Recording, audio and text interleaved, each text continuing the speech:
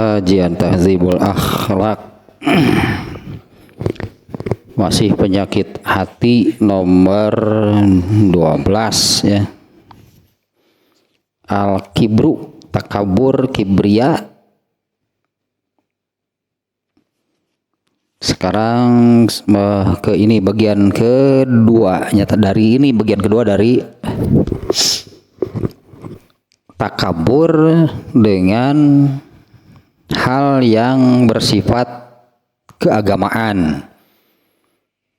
Nah, karena ada dua katanya takabur itu bisa dengan hal yang bersifat keagamaan, bisa dengan hal yang bersifat keduniaan.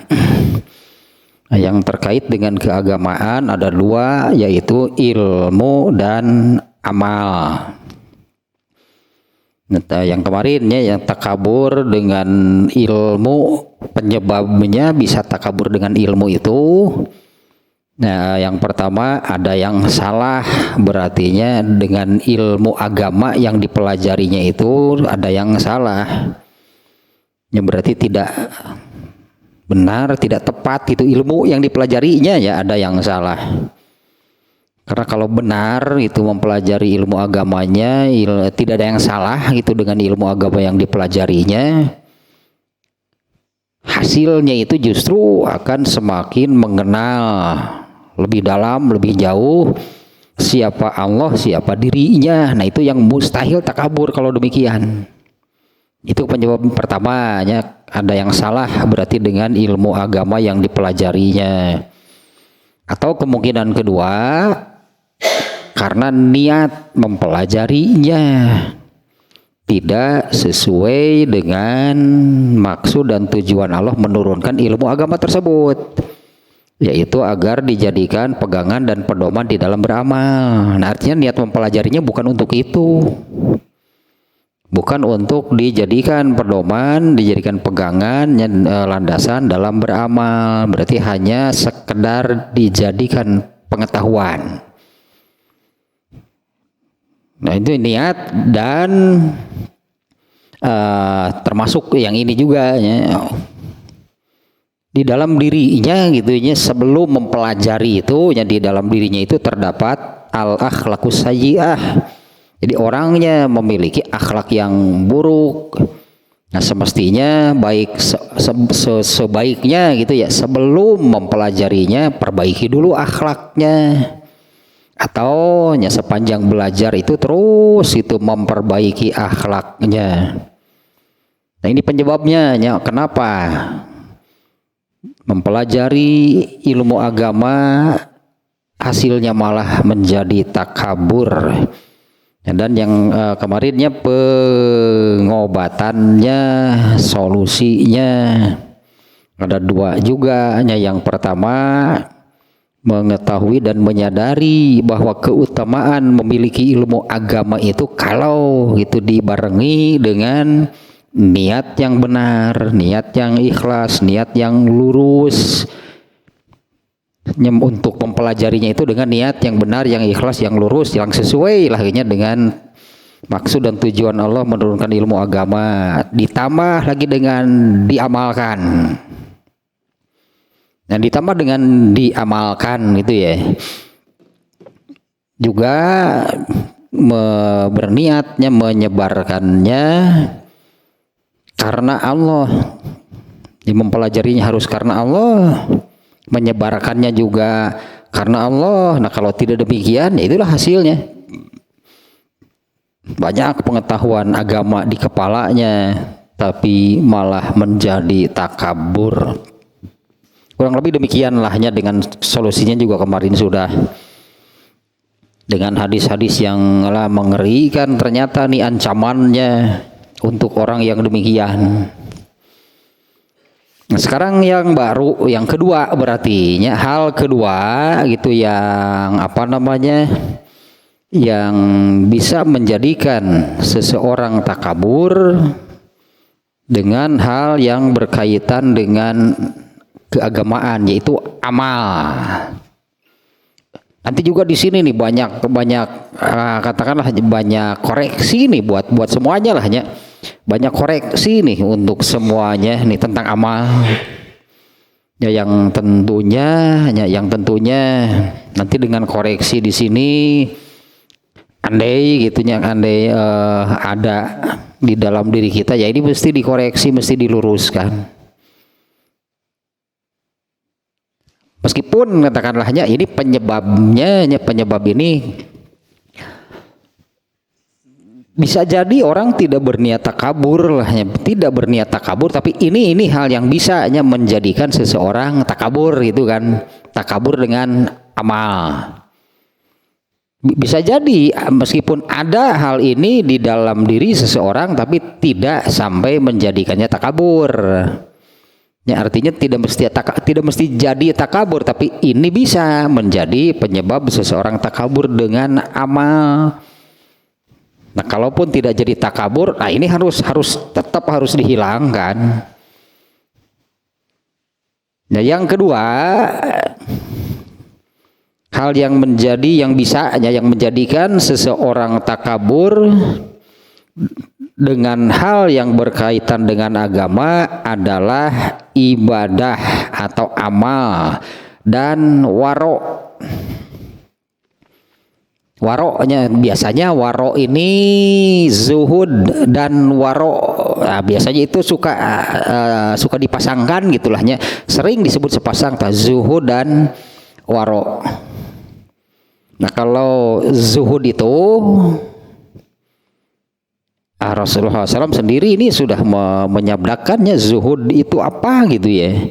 Zuhud itu di dalam sebuah hadis At-Tirmidzi Rasulullah SAW menyabdakan, zuhud itu bukan mengharamkan apa yang halal. Tidak mengharamkan apa yang halal, tapi dia lebih mencintai, lebih menyukai, lebih memilih apa yang ada di tangan Allah, apa yang ada di sisi Allah. Maksudnya pahala. Ya, artinya bukan mengharamkan yang halal, yang dihalalkan oleh Allah, tidak sampai demikian. Tapi lebih memilih sesuatu, artinya lebih memilih sesuatu yang kalau ada pahalanya baru mau. Nah, itu zuhud itu demikian. Kalau tidak ada pahalanya, bukan dia menetapkannya menjadi haram, bukan. Tapi nggak mau saja melakukan yang demikian. Ya karena sia-sia, artinya kan apabila dilakukan, terus hasilnya apa?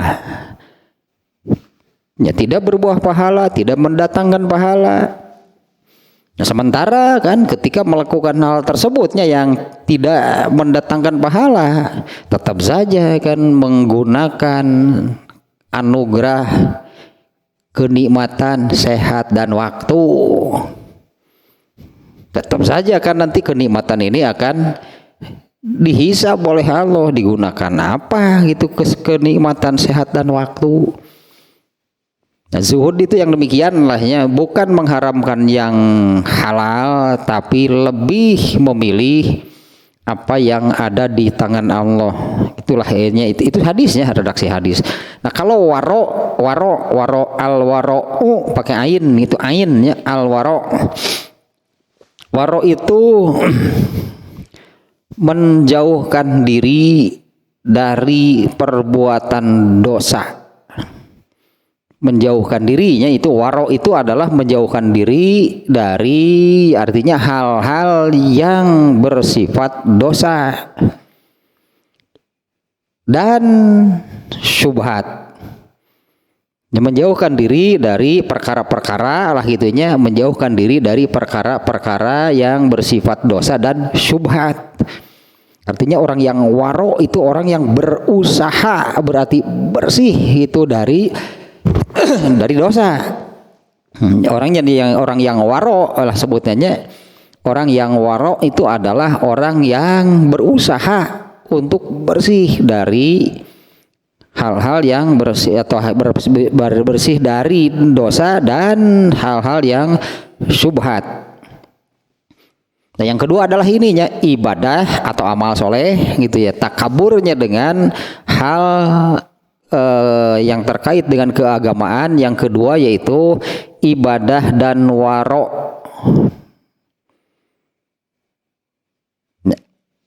Seorang hamba yang waro seorang hamba yang waroknya yang demikiannya, artinya seorang hamba yang warok itu orang yang berusaha itu menjauhkan diri lah itunya, bersih itunya, berusaha untuk bersih dari dosa dan hal yang bersifat syubhat. Nah, orang yang warok bisa kena itunya oleh takabur dengan hal kewaroannya lah gitu, dengan hal kewaroannya itu bisa takabur dengan hal kewaroannya atas orang-orang yang fasik. Nah, kebalikan warok mah fasik berarti.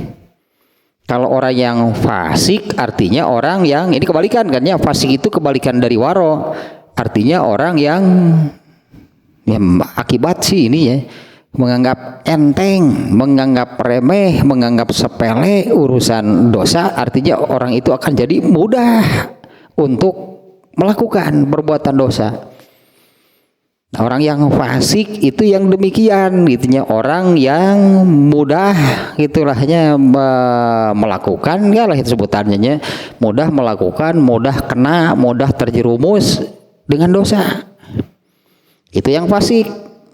Nah, orang yang waro bisa kena oleh takabur dengan kewaroannya, dia membandingkan dirinya dengan orang-orang yang fasik, berarti membandingkannya dengan yang fasik. Kalau kemarin orang yang kemarinnya orang yang berilmu tentu membandingkannya dengan orang yang tidak berilmu. Dia merasa dirinya hebat karena berilmu. Dia merendahkan orang yang tidak berilmu, kan bandingkannya demikian. Orang yang berilmu dia takabur dengan ilmunya, pasti takaburnya itu kepada orang yang tidak berilmu atau orang yang berilmu yang lebih rendah gitulahnya ilmunya daripada dirinya. Ya, orang yang takabur dengan ilmunya berarti demikian, dia ini merasa hebat apa ketika dia membandingkan dirinya dengan orang lain. Orang lainnya itu yang dianggap tidak berilmu atau ilmunya lebih rendah dari dirinya. Nah, kalau orang yang waro ya, orang yang waro tentunya orang yang waro dengan mana demikian tadi waronya,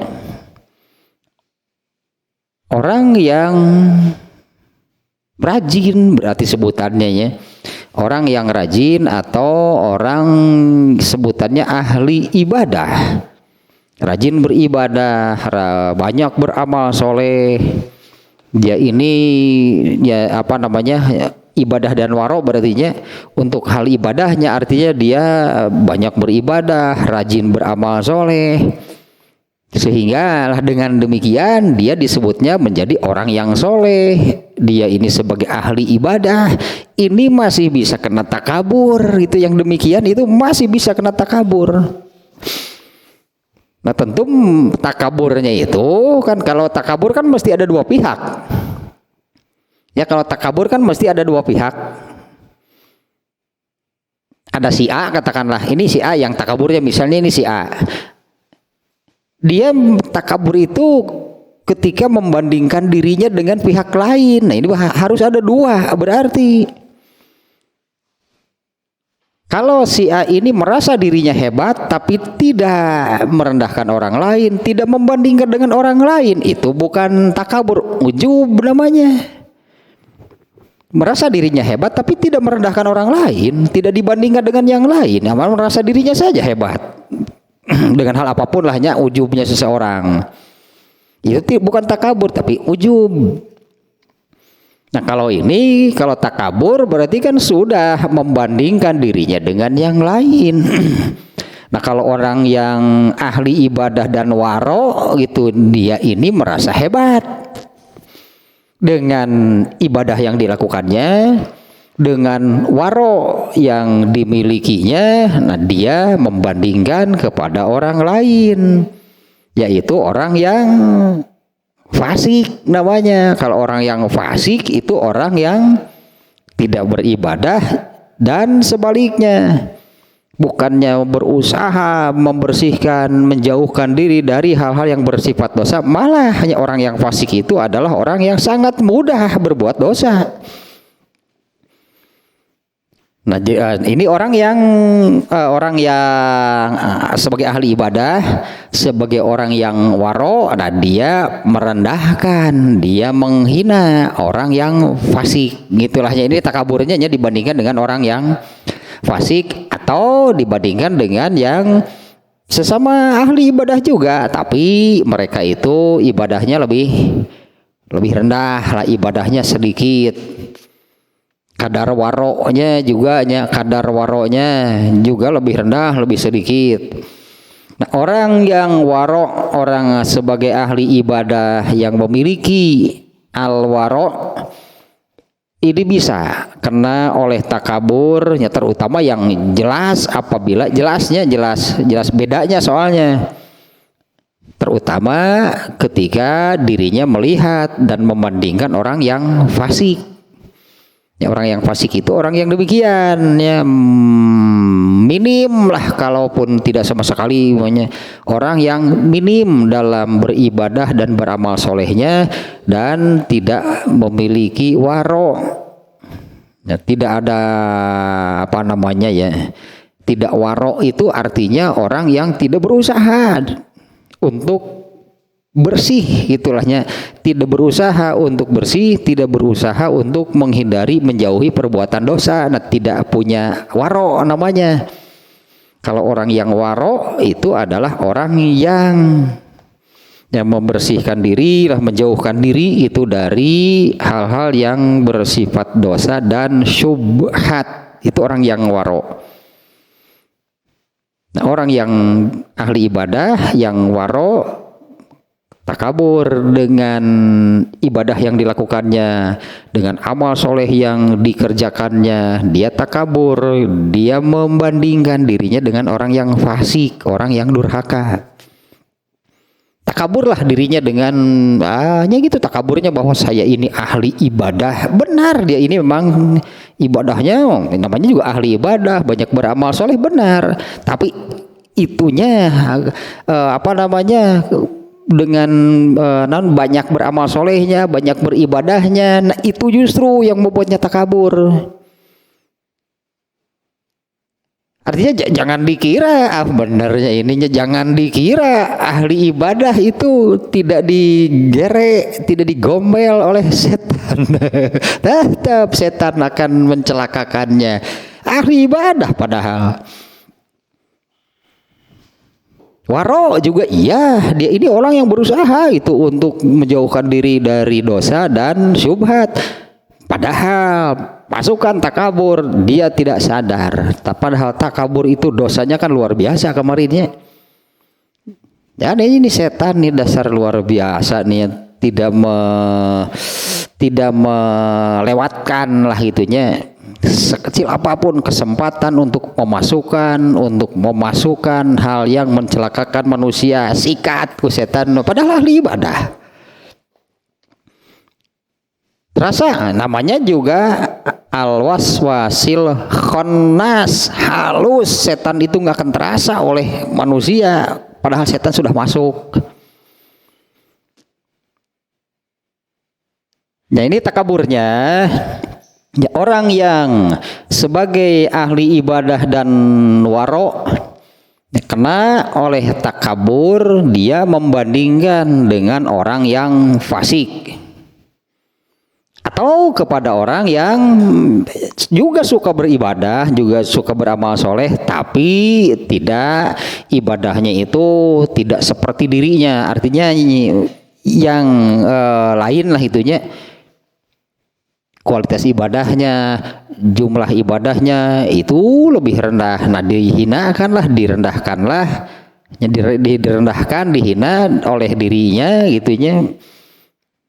Dia menganggap dirinya lebih dari yang lain, dan dia mengejek, merendahkan, menghina orang yang, apakah orang yang fasik, jelas-jelas orang yang durhaka, atau kepada orang yang beribadah juga tapi tidak beramal seperti dirinya. Nah ini juga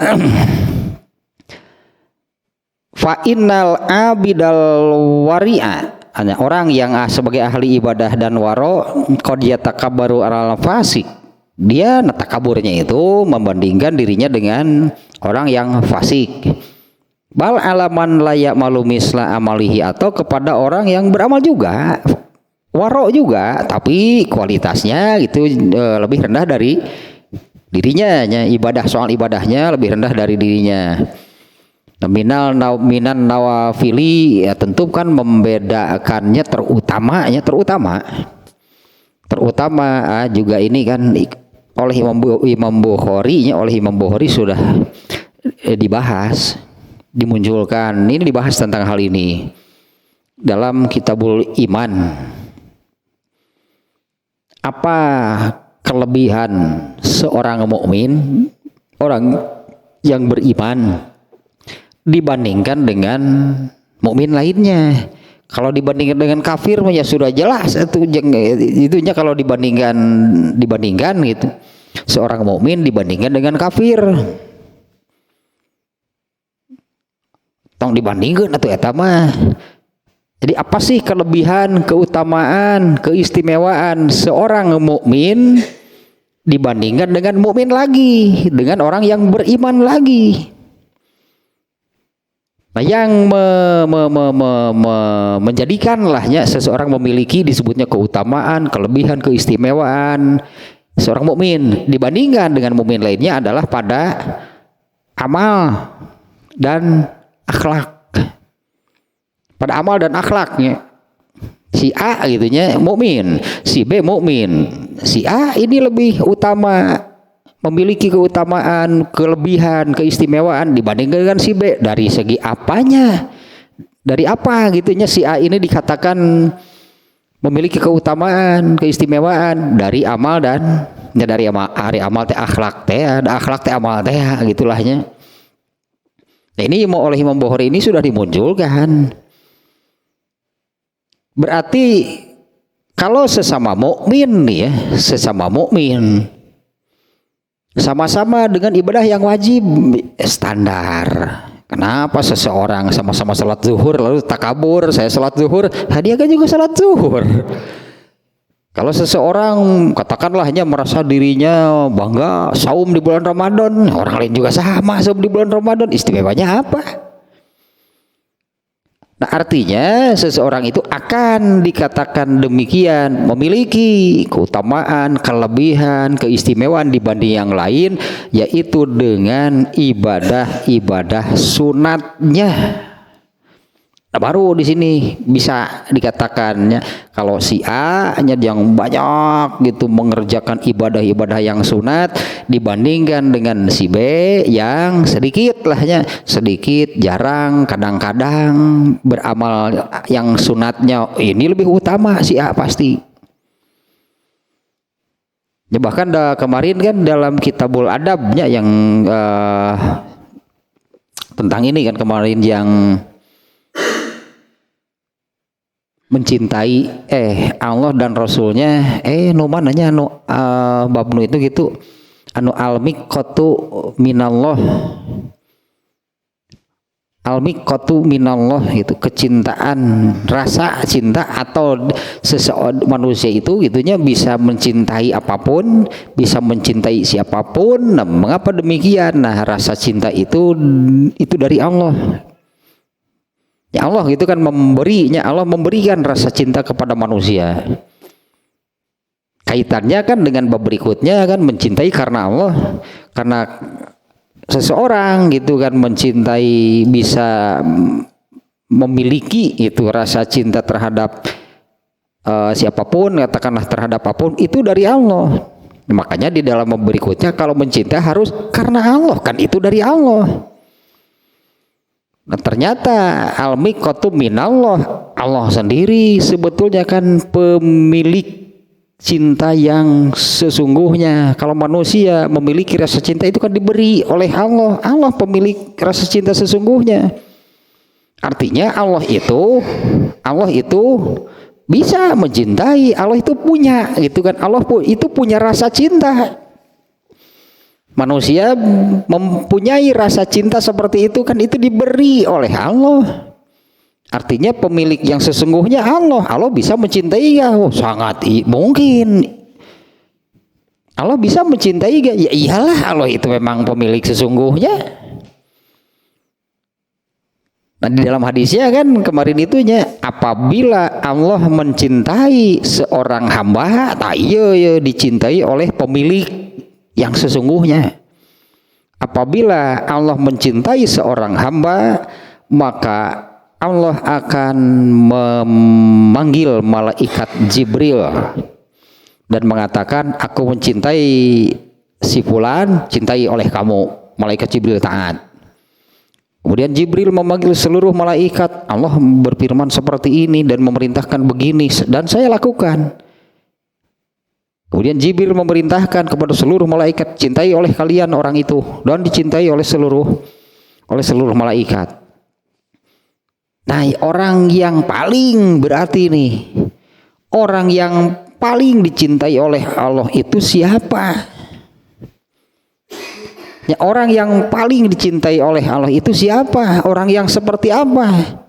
Ternyata orang yang paling banyak mengerjakan ibadah sunat, wajib standar, itulah pokoknya.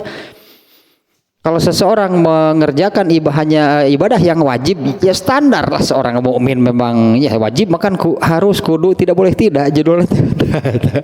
Pan yang wajib harus kudu tidak boleh tidak. Artinya itu belum bisa dijadikan kebanggaan, keistimewaan. Artinya kalau kita berbangga karena saum di bulan Ramadan, nah bangga kuno gitu, orang lain juga mengerjakan. Terus bedanya kita dengan mereka apa? Enggak ada berarti. Artinya standar lahnya kalau seseorang mengerjakan yang wajib. Nah, Allah yang paling Allah cintai itu adalah orang yang paling banyak mengerjakan ibadah sunat. Ibadah sunat paling banyak berarti daripada yang wajib. Yang wajib hanya beberapa butir, kemudian yang wajib mah. Tapi yang sunat mulai dari bangun tidur, membaca doa sebelum tidur, hukumnya apa? Sunat. Makan dengan tangan, makan dengan tangan mau wajibnya. Baca bismillah sebelum makan sunat.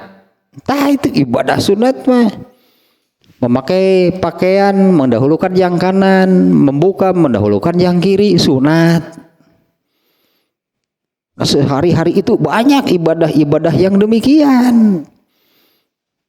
Karena kalau yang wajibnya, ya itulah yang wajib itu hanya beberapa lah, jauh lebih banyak yang sunat sebetulnya ya. Ibadah itu jauh lebih banyak yang sunat, yang seperti itu mulai bangun tidur baca doa. Nah, itu sudah sunat.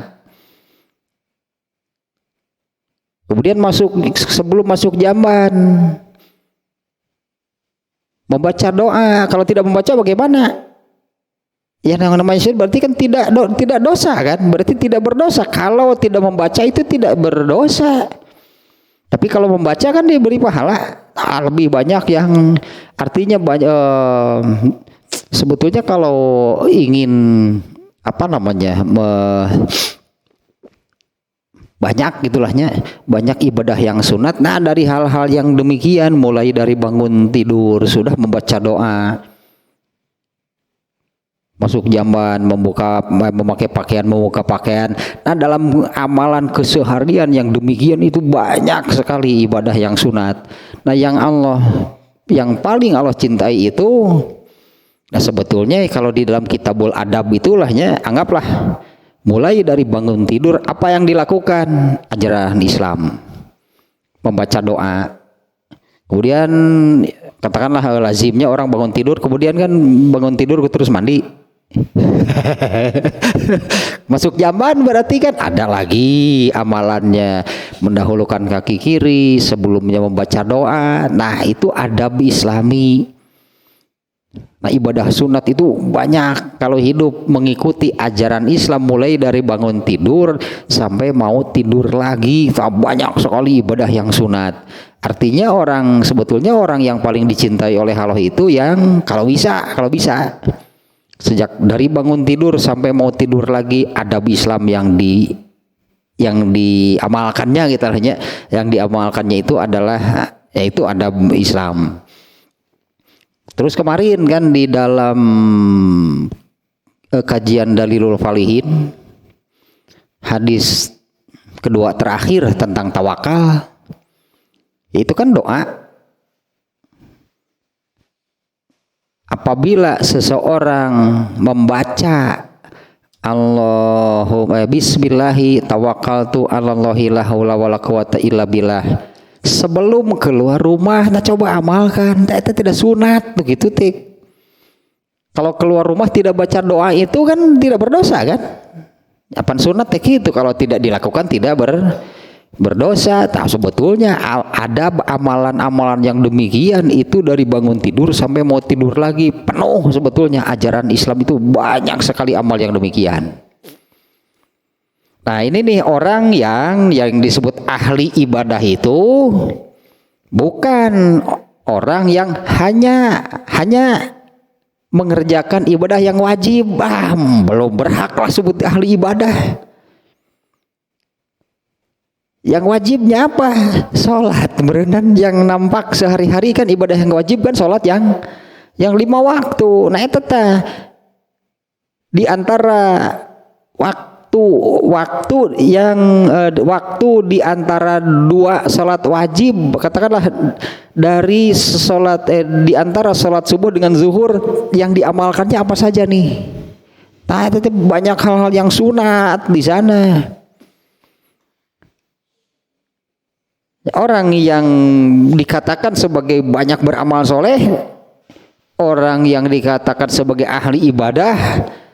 Nah ini nih yang tidak mau melewatkan ibadah-ibadah yang sunat yang demikian itu, tidak mau terlewatkan.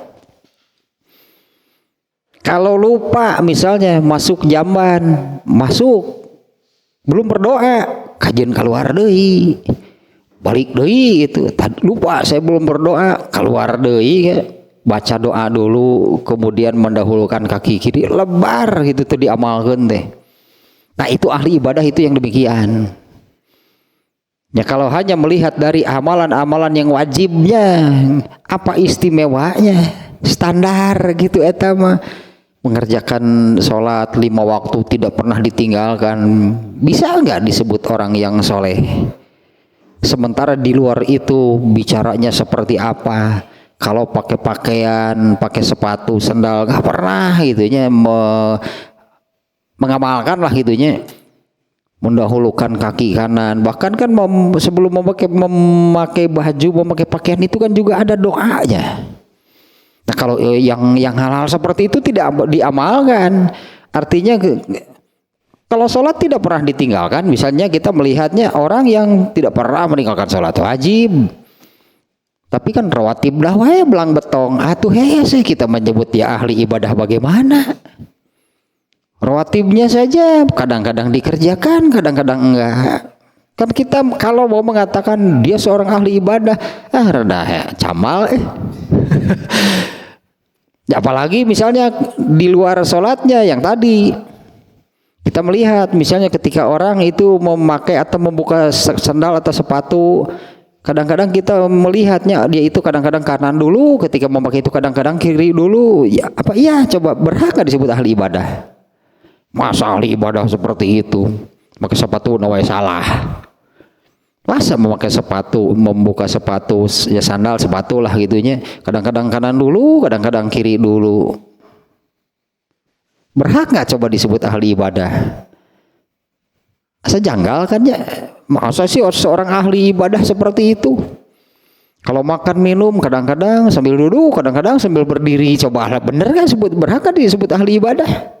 Meskipun ini bukan hal-hal yang bersifat Dosanya kalau tidak dilakukan, dia tidak berdosa. Nah kalau ahli ibadahnya itulahnya ya orang-orang yang ini yang seorang yang ahli ibadah yang waro bisa kena takabur. Takaburnya tentunya dibandingkan dengan orang lainnya itu orang yang fasik. Artinya ya orang yang fasik itu adalah orang yang mudah dan banyak berbuat dosa. Sementara misalnya nih seseorang dirinya ahli ibadah lalu dia menghina orang yang fasiknya, orang yang itulah tadi orang yang fasik gitu, orang yang mudah gitu, orang yang banyak berbuat dosa. Wah, dirinya merasa hebat, dia merendahkan orang yang fasik atau yang membandingkan dirinya itu merasa lebih tinggi, lebih hebat dengan amal solehnya gitu, dengan kewaroannya itu dibandingkan dengan orang yang suka ibadah juga tapi minim gitu ibadahnya. Ya ini wajibnya mah tara ditinggalkeun ngan sunatna. Kadang-kadang dikerjakan, kadang-kadang enggak. Nah, karena lebih utamanya seorang mukmin dibandingkan dengan mukmin lainnya itu pada amal. Nah, amal yang menyebabkan seseorang lebih utama, memiliki keutamaan, kelebihan, bahkan keistimewaan dibanding dengan sesama mukmin itu adalah dengan amalan sunat. Dengan amalan sunatnya seorang mukmin dibandingkan dengan mukmin yang lainnya. Jadi kalau hanya mengerjakan yang wajib itu memang standarnya seorang mukmin, masa meninggalkan yang wajib? Tapi pastabukil khairat berarti berlomba-lombalah untuk menjadi yang terdepan itu dengan ibadah-ibadah yang sunatnya. Nah, berbangga diri, takabur, membandingkan dengan orang yang fasik atau dengan orang yang suka beribadah juga. Nah, ini dalam hal ibadah-ibadah yang sunat. Dan kalau kewaroannya dirinya itu orang yang unggul lah gitunya, orang yang unggul dirinya, orang yang unggul dalam hal bersih dari perkara-perkara yang syubhat. Kalau unggul kalau orang yang bersih hanya berusaha lah gitunya. Kalau orang yang berusaha bersih nih dari perkara-perkara yang syubhat, apalagi dari hal-hal yang bersifat dosa. Nah, tapi sekarang ini kan tentang takaburnya. Takabur dengan hal yang demikian. Takabur dengan ibadah yang dilakukannya, takabur dengan waro yang dimilikinya. Takaburnya itu adalah membandingkan dengan orang lain yang fasik atau orang yang ibadah dan waronya lebih rendah. Apabila itu terjadi pada seseorang, itu termasuk kebodohan. Bodoh berarti ini kalimatnya seperti ini ya. Wa hadza aidon minal jahli. Ini juga termasuk kebodohan. Artinya mengapa? Justru dengan ibadah, justru dengan waro orang ini menjadi takabur. Aneh sebetulnya. Orang sebagai tadinya orang yang sebagai ya mungkin sebutannya sampai kepada ahli ibadah lah gitu, karena memang sangat nampaknya, sangat terlihat kalau orang itu semua katakanlah ibadah-ibadah yang tadinya ibadah-ibadah yang adab gitu, adab di dalam adab Islam itu dilakukan.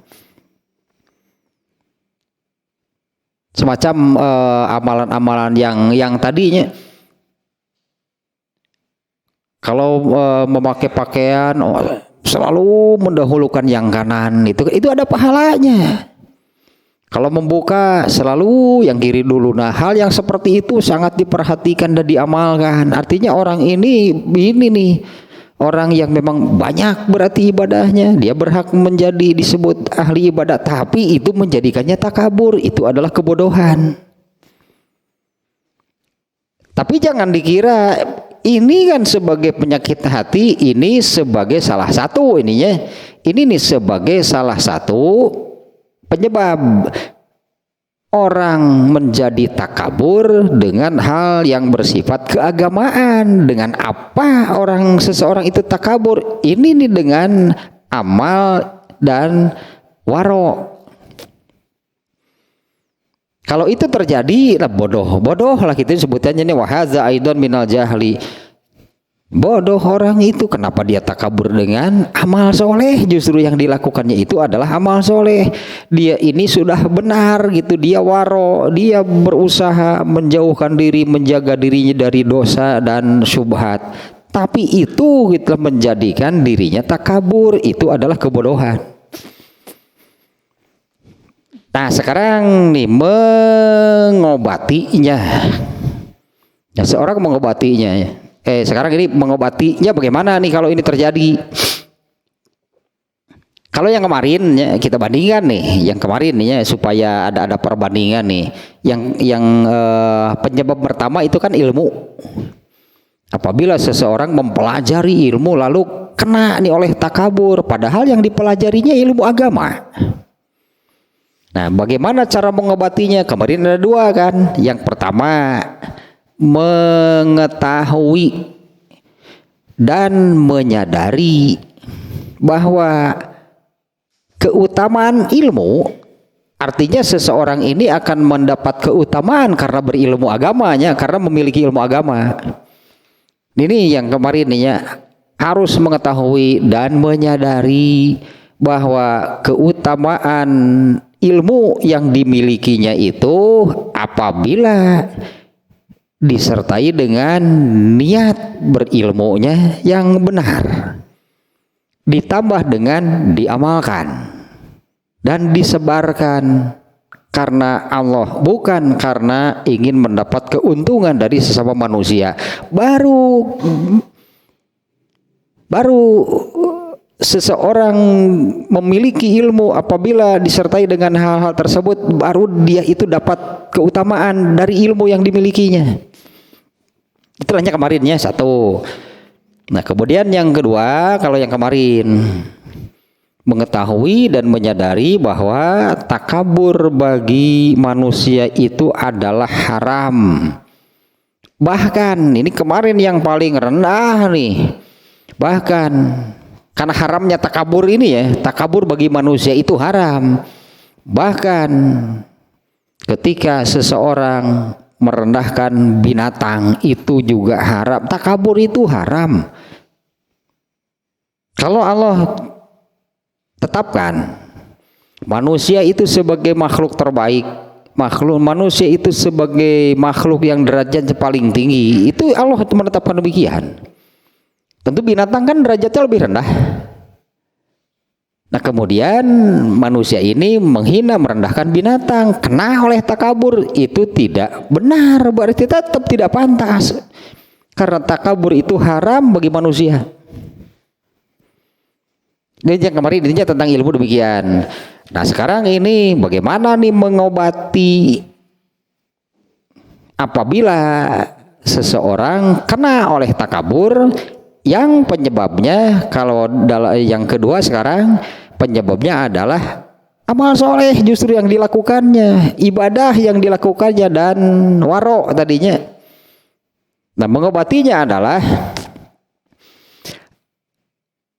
hampir sama nih dengan yang kemarinnya, an ya'rifa anna fadlal ibadati wal waro'i bi qabulihima. Ini nih yang harus diketahui, harus tahu nih, mengetahui dan menyadari bahwa keutamaan, keistimewaan, sebutannya keutamaan lah terutamanya, harus mengetahui dan menyadari bahwa keutamaan dari suatu ibadah, dari suatu amal soleh gitu yang dilakukan, dan waro itu kalau diterima oleh Allah, tak garis bawahi, ya ibadah yang dilakukan itu memiliki keutamaan bagi pelakunya ya. mendatangkan keutamaan lah gitunya ibadah jadi keutamaan dari suatu ibadah lah sebutannya, keutamaan dari suatu ibadah, suatu amal soleh yang dilakukan, dan juga waro yang dimiliki oleh seseorang itu apabila ibadahnya diterima oleh Allah. Nah kalau ditolak, ya seseorang kan melakukan amal soleh, melakukan ibadah, ternyata oleh Allah ditolak. Apa sih keutamaan bagi pelakunya? Ini nggak ada. Ini cobanya di awalnya seperti ini nih. Bagi orang yang beramal soleh, gitulahnya. Bagi orang yang beramal soleh, bagi orang yang beribadah, bagi orang yang memiliki waro di dalam dirinya.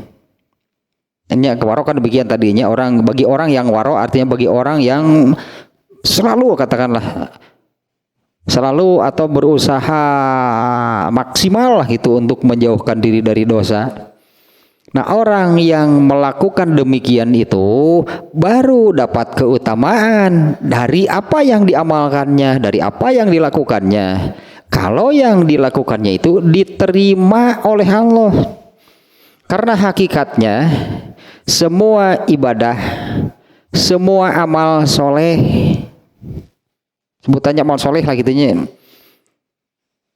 Karena hakikatnya nih, semua ibadah, semua amal soleh yang dilakukan oleh seseorang itu adalah persembahan kepada Allah. Ya, yang namanya persembahan artinya seseorang yang melakukan amal soleh, seseorang yang waro, dia itu mempersembahkan, memberikan, kan mempersembahkan teh memberikan. Dia mempersembahkan amal yang dilakukannya, waro yang dilakukannya itu dipersembahkan kepada Allah. Nah sekarang masalah berikutnya, diterima nggak oleh Allah? Jadi itu persembahannya diterima nggak oleh Allah? Dan aduh ayat nya pasti ayat mah akan sering nih terbawa nih. Itu fawailun lil musallin, kan orang yang Allah nyatakan celaka itu orang yang mengerjakan sholat seseorang dan amal soleh semuanya sebetulnya ya. Makanya saya katakan hakikatnya nih, semua amal soleh yang dilakukan oleh seseorang itu adalah persembahan kepada Allah, dipersembahkan kepada Allah, bukan untuk dirinya. Kenapa dikatakan demikian? Karena seseorang mengerjakan sholat itu kan melaksanakan perintah Allah, bukan kemauan dirinya. Apabila seseorang melakukan sesuatu karena diperintah oleh yang lain, maka pekerjaan yang dilakukannya itu kan dipersembahkan kepada yang memerintah. Lah contohnya gampang kan seperti ini. Saya ingat dulu juga almarhumnya Al Ustad Usman ya, Solihuddin mencontohkan seperti ini. Contohnya tukang jahit. Ini seorang tukang jahit. Lalu ada orang yang datang yang minta dijahitkan baju mestinya. Lalu ada orang yang datang. Orang ini tidak bawa kain lah, tapi dia misalnya minta tolong dibuatkan sebuah kemeja. Itu kan berarti orang yang datang ini memerintah kepada tukang jahit supaya dibuatkan sebuah kemeja misalnya ya. Nah ini datang, buatkan saya sebuah kemeja. Kainnya kain anu, tangannya tangan panjang, sakunya 2 misalnya di kanan dan di kiri, warnanya warna anu. Nah setelahnya diukur lah tentunya, kalau tukang jahit kan diukur. Nah lalu si tukang jahit ini kan mulai dari mana nih mengerjakannya? Ya tadi kan diukurlah badannya, kemudian dia pergi ke toko kain, beli kainnya, terus dipotong, terus dijahit. Nah, ketika dia melaksanakan semuanya itu untuk siapa? Ya dia melaksanakan semuanya itu untuk siapa? Kan untuk memenuhi perintah orang yang memerintahkan buatkan saya sebuah kemeja. Semua pekerjaannya itu bukan untuk dirinya, dia persembahkan kepada orang yang minta dijahitkan baju. Harus seperti apa persembahannya? Artinya yang dikerjakannya harus seperti apa? Kerjakan sebaik mungkin, sesuai pesanan, sesuai perintah. Lalu ketika dia melaksanakan pekerjaannya itu, nih si tukang jahit ini, kemudian dia berpikir, kenapa mesti lengan panjang? Toh lengan panjang juga kemudian suka digulung. Nah, saya nu pondok merah tuh capek digulung, buat tangan pendek. Kemudian mintanya sakunya 2 kiri kanan, babatuing saku teh hiji tara dipake. Hiji we saku nate atau waktu pakai saku. Kemudian warnanya pilih nu hijau dan oranye digantung sih gitu. Ini yang minta warna apa gitu, warna hijau misalnya. Warna hijau mesti daun merigeuleuk, mending warna ini. Jadi dia melakukan yang dikerjakannya itu kan, itu dipersembahkan untuk yang memerintah. Kalau apa yang dikerjakannya ini sesuai dengan permintaan, dengan perintah, bahkan dengan kualitas tinggi, ini hasilnya ngaput ngaput teh kitu di itu ngaput teh jeung ageuleuk pokona mah ramijud jeung urang Sunda ngaput teh pas di kameja dikiekeun teh ieu teh kumaha ieu teh geuleuh we katingalina teh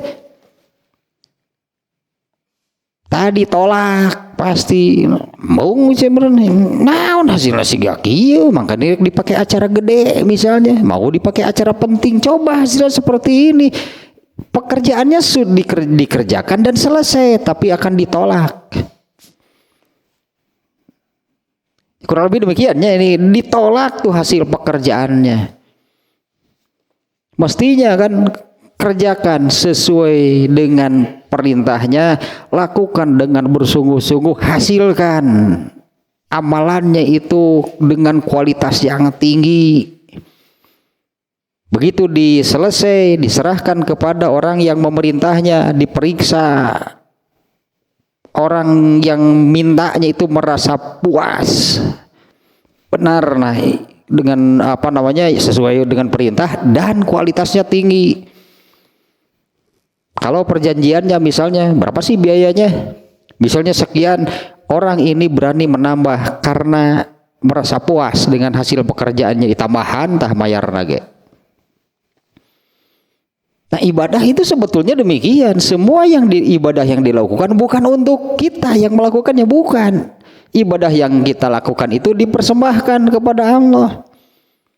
Yang akan diterima oleh Allah yang seperti apa? Yang sesuai pasti dengan perintahnya baru diterima. Nah, kalau diterima nanti dinilailah kualitas ibadahnya. Kalau kualitas ibadahnya itu kualitas tinggi, kualitas terbaik, itu ada hadis yang menerangkan yang ini, bayaran bertilahnya, bayaran upah gitu kan. Seperti orang tadi kan yang minta dijahitkan baju itu kan berarti hasil kerja tukang jahit itu kan dibayar. Nah, Allah juga demikian, Allah akan membayar setiap amal. Kalau dengan hasil yang terbaik, maka Allah itu akan memberi pahala tanpa hitung-hitungan lagi. Tanpa hitung-hitungan lagi. Anggaplah Allah memberi pahala itu kan minimal 10 kali lipat sampai tanpa batas. Kalau saya pernah gambarkan begini misalnya nih, ini Allah membayar, anggaplah Allah membayar amal gitu, Allah membayar amal manusia. Kalau dengan uang misalnya, Allah ambil dari saku, Allah periksa ini amalnya seperti apa, Allah ambil uang dari saku nih bayarannya, minimal 10 kali lipat. Ya bisa jadi 15 kali lipat, bisa jadi 27,5, bisa jadi 125, pokoknya mah seberapa beda. Sampai 700 kali lipat. Bahkan sebetulnya entah berapa. Kalau yang dihasilkan, kalau ibadah yang dilakukannya itu dengan kualitas terbaik, kalau saya gambarkan, Allah itu seolah-olah ambil uang dari saku, Allah nggak menghitung lagi, pokoknya tak kabeh lah pek. Berapa? Anting sabaraha lah pokoknya. Geus moal dihitung 10, 15, 520, 700, ambil dari saku, entah. Karena Allah merasa puas dengan hasil pekerjaannya. Tapi kan untuk yang demikian ini masalahnya nih. Diterima saja dulu oleh Allah. Apalagi kan kalau diterima karena kualitas tinggi, wah luar biasa, berarti tetap istimewa lah ibadah yang demikian. Itu sebetulnya kan yang ini nih apa yang saya terangkan barusan itu kan ini berdasarkan ini surat naon di teh. Anger aris maca surat teh. Anu ieu teh anu huwallazi khalaqal mauta wal hayata liyabluwakum ayyukum ahsanu amalan. Eta meureun suratna teh ayat 2 pokona mah. Al-Mulk nya. Surat sabaraha teh atuh. Al-Mulk ayat 2 gitu sih bunyi ayatnya pokoknya namanya. Dialah Allah yang mengadakan mati dan hidup. Allazi khalaqo, menciptakan, mengadakan, khalaqal mauta wal hayata. Allah mengadakan mati dan hidup, artinya ada yang mati, ada yang lahir, ada yang mati, ada yang lahir. Jadilah manusia bergenerasi-generasi. Kan jadi gitunya, manusia kan bergenerasi-generasi kan. Nah Allah menetapkan demikian liyabluwakum, untuk menguji kalian. Dari setiap generasinya berarti Allah ingin menguji di setiap generasinya itu ayyukum, siapa di antara kalian, di antara siapa di setiap generasinya ini ahsanu amalan, yang terbaik amalnya. Jangan dulu yang terbanyak, itu yang harus diprioritaskan itu adalah kualitas. Karena itu menentukan awal, yang paling awal mah diterima enggak ini ibadah yang kita lakukan, ada yang ditolak berarti. Dan yang rugi itu yang, nah ini yang seperti di surat Al-Ghasyiyah. Di surat Al-Ghasyiyah itu kan wujuhu yauma idzin khasyiyah. Itu masih awalnya hal ataka haditsul ghasyiyah. Sudahkah datang kepada kamu berita tentang Al-Ghasyiyah, hari kiamat? Al-Ghasyiyah itu salah satu nama dari kiamatnya. Itu juga menggambarkannya Al-Ghasyiyah teh gelap pikiran, panik. Salah satu nih situasi yang digambarkan di surat itu, hal ataka haditsul ghasyiyah wujuhu yauma idzin khasyiyah. Nanti pada hari kiamat itu akan ada orang yang seperti ini, orang-orang yang tertunduk lesu, dengan wajahnya tertunduk lesu, ketakutan, kengerian. Siapa sih mereka yang pada hari kiamat nanti dengan kondisinya demikian? Di ayat berikutnya, amilatun nasibah. Aneh sebetulnya kalau melihat secara redaksi mah, yang dinyatakan tertunduk lesu gitulahnya, tertunduk lesu, ketakutan, dengan ketakutan dan kengerian itu amilatun nasibah, orang yang beramal, bahkan nasibah itu sampai kelelahan, artinya orang yang banyak beramal, bukan kurang apalagi tidak beramal. Orang yang wujuhu yauma idzin khosyiah. Ya cobalah dibuka ayatnya kan, di ayat itu yang dinyatakan demikian itu siapa? Amilatun nasibah, orang yang beramal. Bahkan an-nasibah itu sampai kelelahan, capek, banyak artinya lah, tidak berhenti beramal. Tapi kenapa hasilnya demikian? Nah ini orang yang asal, berarti tidak ada satupun ibadahnya yang terpakai oleh Allah. Kodian lah, kodian. Mun baju teh mah kodian, nyieun mah loba. Sabaraha balmer, sabaraha kodi itu teh, tapi ditinggalian hiji-hiji teh bajuna. Nu hiji eueuh sakuan, nu hiji leungeunna panjang sabelah. Nu hiji samleh, ala apa itu samleh? Nu hiji kerahna kaliwat. Nu hiji aya nu bolong tapak nu kagunting, nu mana itu atuh nu yang terpakainya enggak ada. Nah, ibadah itu tidak bisa demikian. Yang paling dulu yang harus lebih diperhatikan adalah ahsanu amalan, kualitas dalam beribadah kepada Allah. Kun bae loba ge. Kualitas itu yang harus lebih diutamakan. Nah ini nih yang pertama, ininya yang harus disadari supaya ini kan mengobatinya. Saya katakan ini untuk yang tidak kena oleh takabur juga ini sangat penting, ini harus mengetahuinya dan menyadari. Artinya saya katakan menyadari itunya supaya sadar gitu dari takaburnya. Kalau yang takaburnya, kalau yang tidak kena oleh takabur, tetap saja ini penting nih penjelasan ini tentang amal itu seperti apa. Mengetahui dan menyadari bahwa keutamaan suatu ibadah, artinya anggaplah keutamaan dari ibadah yang kita lakukan itu baru benar kita mendapatkannya apabila diterima oleh Allah. Ya, apabila ibadah kita itu diterima oleh Allah. Makanya saya katakan hakikatnya semua ibadah yang dilakukan itu memenuhi perintah Allah.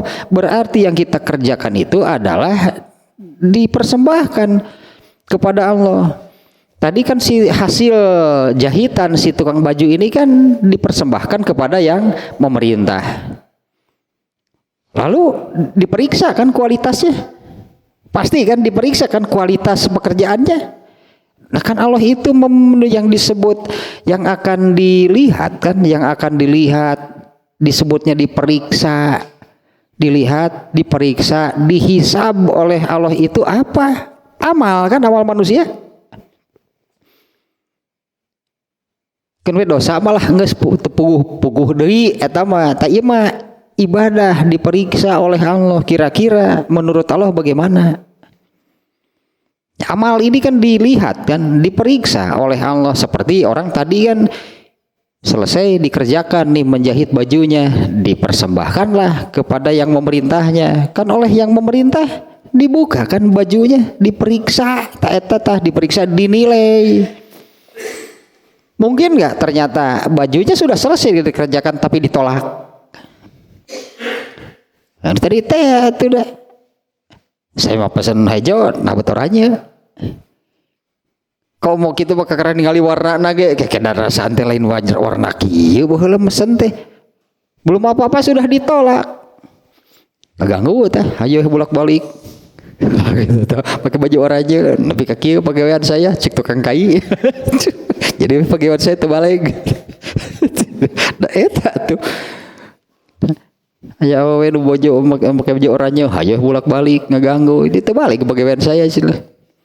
Pas saya bangsat muntang kena jendela bar. Tungtungna genah teh teh. Eta. Ieu biloy, kemana? Gantung sia. Naon salah saya. Aduh, iya nya ya ini harus luar biasa berat ini ya.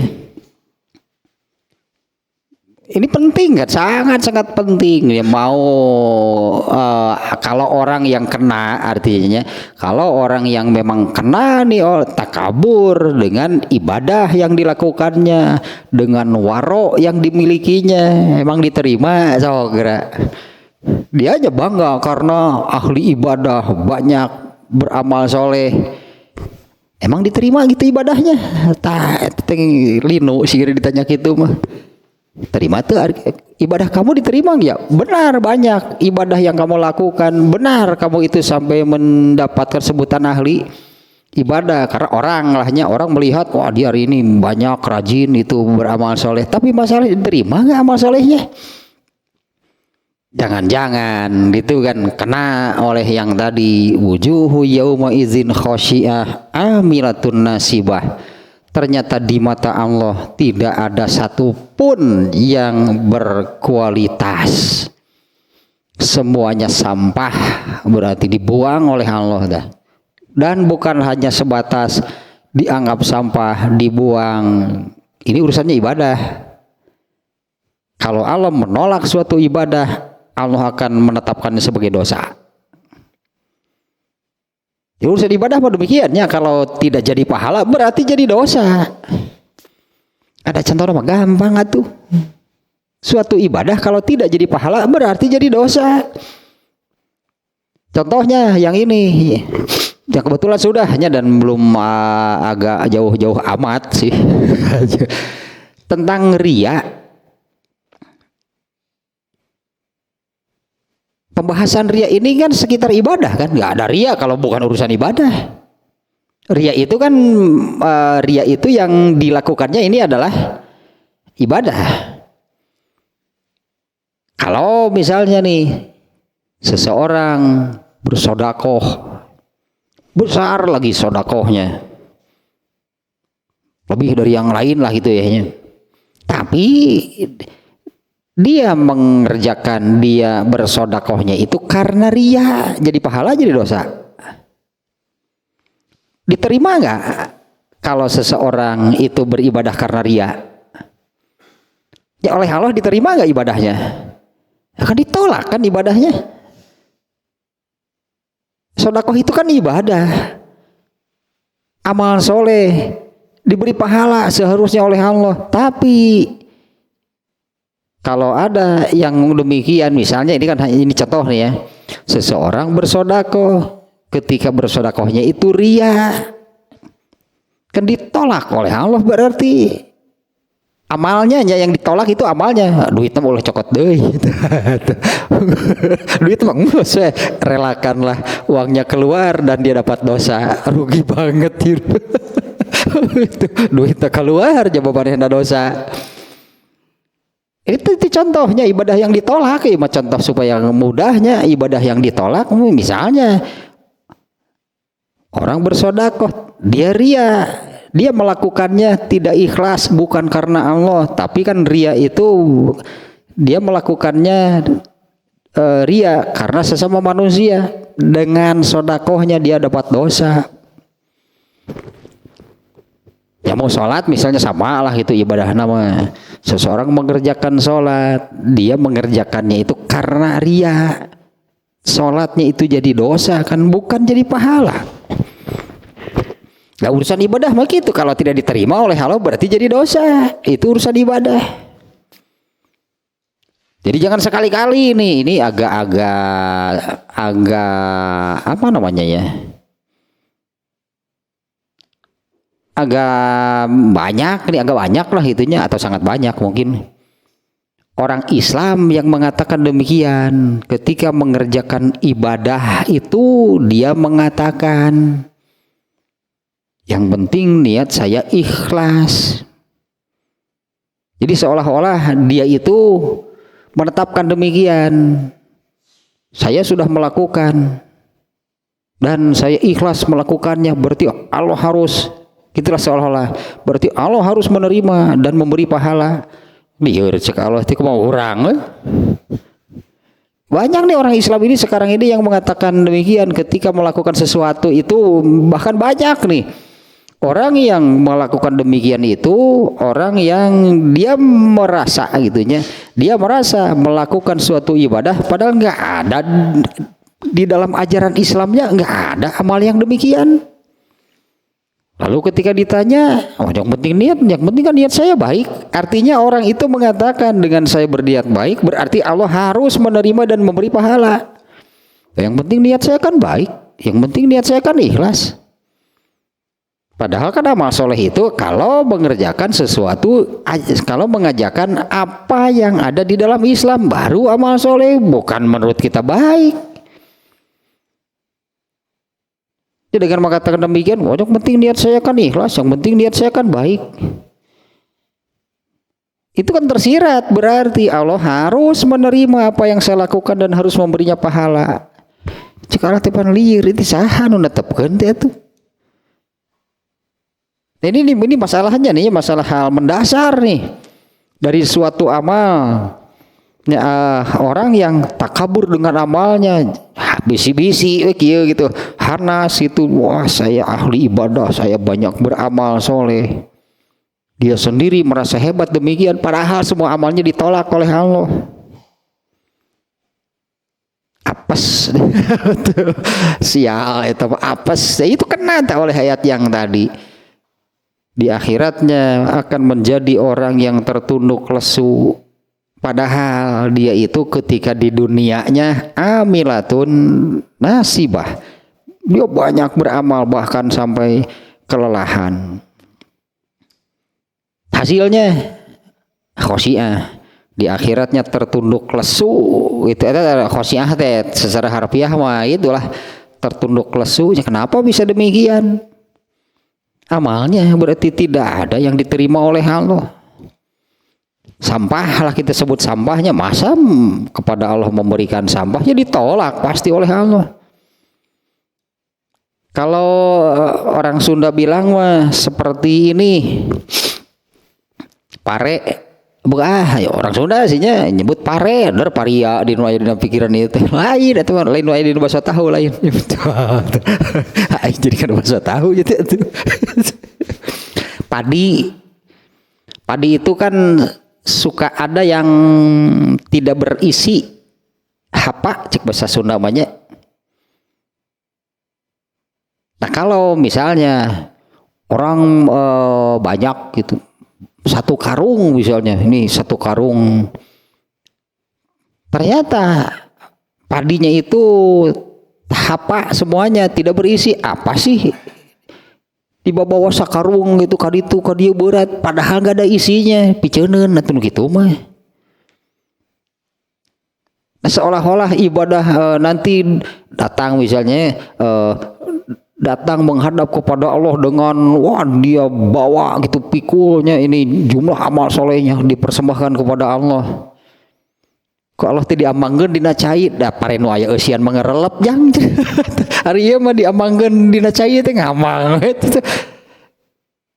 Palid nu kitu mah disebutna teh palid, da hapa nu kitu mah. Sampah nu kitu mah dipikeun ku patani ge moal diwadahan nu kitu.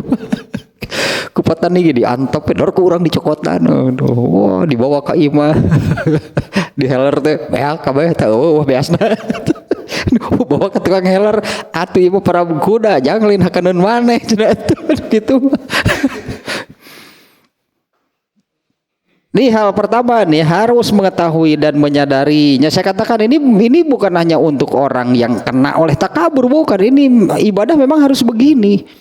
Harus diketahui dan disadari bahwa keutamaan dari suatu amal itu bisa kita dapatkan kalau hal yang paling mendasar diterima ibadahnya oleh Allah. Nah nanti ini berikutnya, nah yang diterima itu yang seperti apa? Ini berarti harus dipenuhi ini semuanya agar ibadahnya ini diterima. Tapi itunya hal yang mendasar dulu. Nah ini saya katakan ya, ini untuk mengobati kan, bagaimana cara mengobati orang yang takabur dengan amal soleh dan waroknya. Amal soleh lah terutama nih. Nah harus disadari, artinya coba berpikir ulang gitu lah. Coba berpikir ulang, benar gak ibadah kamu itu diterima? Kenapa kamu takabur dengan banyak beramal soleh? Emang diterima oleh Allah? Sehingga nggak ulang lagi tarik kemudian gitu kan tah? Tahu?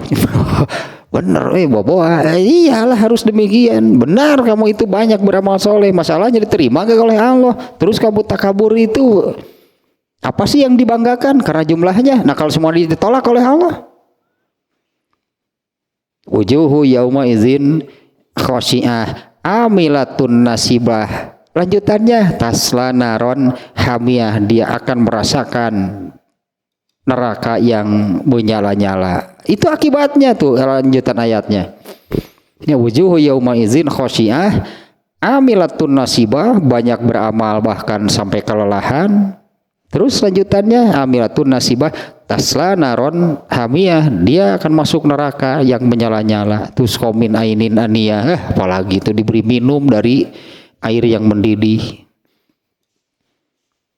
Banyak beramal soleh nih orangnya, ayat itu menerangkan orang yang banyak beramal soleh. Bisa jadi, bukan bisa jadi, kalau memang akibatnya demikian. Tadi itu ya banyak beramal soleh mah, banyak beramal soleh. Yang disebut banyak beramal soleh itu kan bukan hanya yang wajib, tapi dengan yang sunat-sunatnya juga dikerjakan. Nah, hanya semuanya sampah. Artinya ketika sholat wailun, ketika mengerjakan yang lain ria. Aduh riuh, pokoknya rusak, kita mah banyak amal solehnya.